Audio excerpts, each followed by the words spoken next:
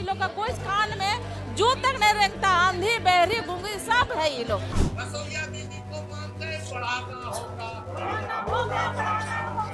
आज ये सरकार सभी को ठग रही है, चाहे कर्मचारी हो, चाहे रसोईया हो, चाहे आंगनबाड़ी सेविका हो, चाहे नौजवान हो।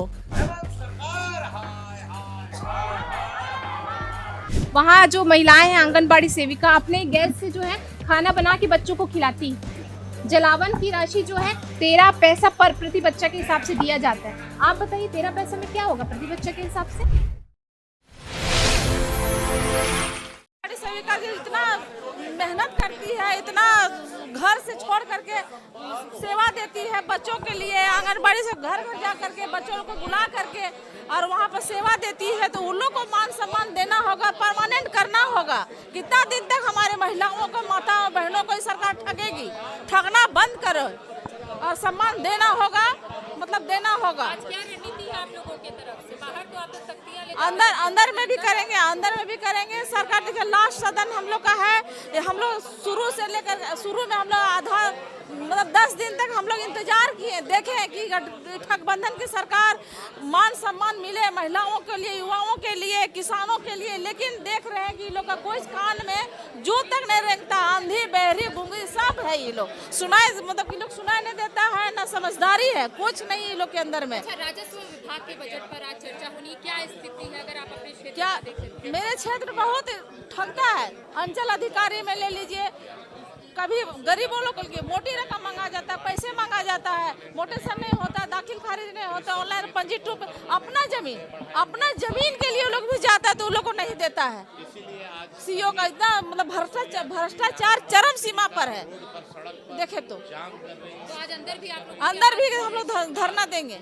ये लोग सुनने को तैयार नहीं है। सरकार अपना गलती को छुपाने का काम करते हैं और ये मतलब जनता को ठग रहे हैं। राजस्व में क्या काम हुआ है? भू राजस्व में एक ही काम हुआ है, इन लोगों ने छूट दे दी है सीओ को लूटने का, इन लोगों ने छूट दे दी है एलआरडीसी को लूटने का। तो आज आम जनता, चाहे गांव हो चाहे शहर हो, आप जाकर फीडबैक ग्रामीण से लीजिए, शहरी क्षेत्र के लोगों से लीजिए। मैंने सत्र के अंदर ये कहा कि जानबूझकर जो खतियानी ज़मीन है, जब मैनुअल में सही था 14-15 तक मैनुअल रसीद कटता था और रैयतों का ऑनलाइन में पिता का नाम चेंज कर दिया, 10 एकड़ ज़मीन है तो 1 एकड़ कर दिया, प्लॉट नंबर चेंज कर दिया, खाता नंबर चेंज कर दिया, और उसको जो ड्यूटी सरकार की है, सीओ की है, उसको सुधारने का, उसके एवज में पैसा लोग मांग रहे हैं। और मैंने सुझाव दिया कि आप हर एक पंचायत में कैंप लगा करके इसको सुधार करा दीजिए, लेकिन इनको छूट देना है लूटने का। इसलिए कि एक एक ट्रांसफ़र पोस्टिंग का जो खेल हो रहा है ये सरकार में, ये आपसे छुपा हुआ नहीं है। आम जनता त्रस्त है और सदन के अंदर भी उनके विधायक के द्वारा लाया हुआ प्रश्न का भी ये लोग समाधान नहीं निकाल रहे हैं। तो निश्चित तौर पर भू राजस्व लूट का एक अड्डा विभाग बन गया है। आज सदन के बाहर देखिए, अगर अभी आप आ रहे होंगे तो चारों तरफ से सड़क जाम है, रसोईया सड़क पर उतरकर रोड जाम की हुई है, आंगनबाड़ी सेविका आंदोलन कर रही है, आज जो कृषक मित्र है वो आंदोलन कर रहे हैं, जेटेट वाले आंदोलन कर रहे हैं। कहीं ना कहीं जितने विभाग के अंतर्गत जो कर्मचारी काम कर रहे हैं, इन सरकार के कामकाज से असंतुष्ट हैं। सरकार ने चुनाव के पहले घोषणा पत्र में इन लोगों को कहा था कि उचित मानदेय देंगे, नियमितीकरण करेंगे, सम्मान, काम का सम्मान मौका देंगे।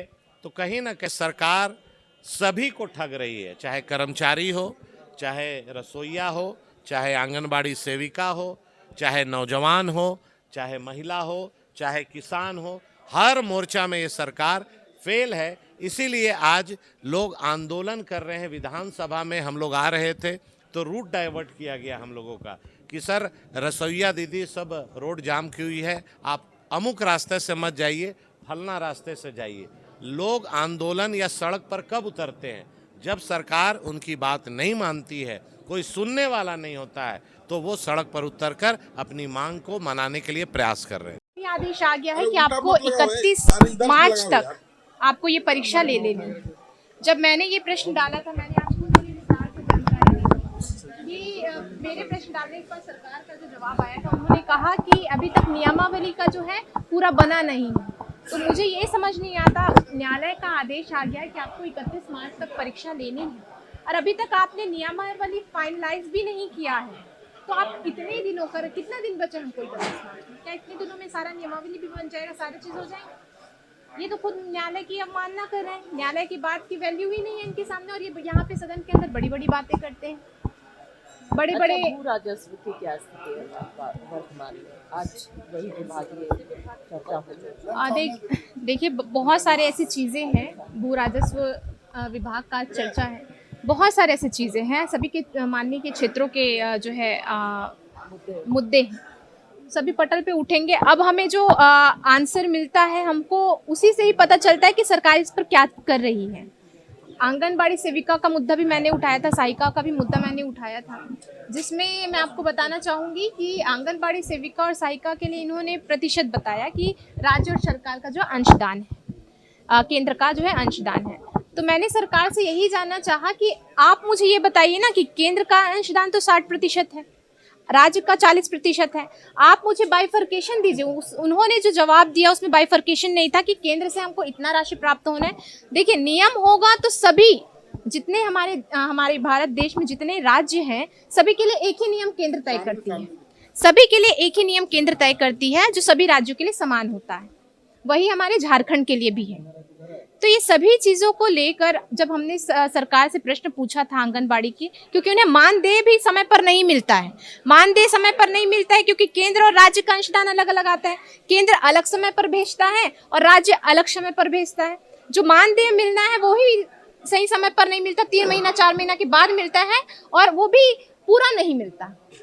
सरकार को चाहिए उनको पे स्लिप दे दे, ताकि उनको पता चले कि हमको केंद्र से इतना मिला है, राज्य से इतना मिला है। तो ये सारी चीज़ें व्यवस्था जो है वो पूरा झोल माल कर दिया है। वहाँ जो महिलाएं हैं आंगनबाड़ी सेविका अपने गैस से जो है खाना बना के बच्चों को खिलाती है। जलावन की राशि जो है 13 पैसा पर प्रति बच्चा के हिसाब से दिया जाता है। आप बताइए 13 पैसा में क्या होगा प्रति बच्चा के हिसाब से? तो इन सभी चीज़ों को देखने का विषय है। एजेंसी में पूछा जाता है, एजेंसी बोलते हैं कि हमको पेमेंट नहीं हुआ, गैस एजेंसी हमको पेमेंट नहीं हुआ, इसलिए हम जो है बंद कर दिए गैस देना। जो आंगनबाड़ी सेविका है वो अपने गैस से वो अपना बना रही है और बच्चों को खिला रही है।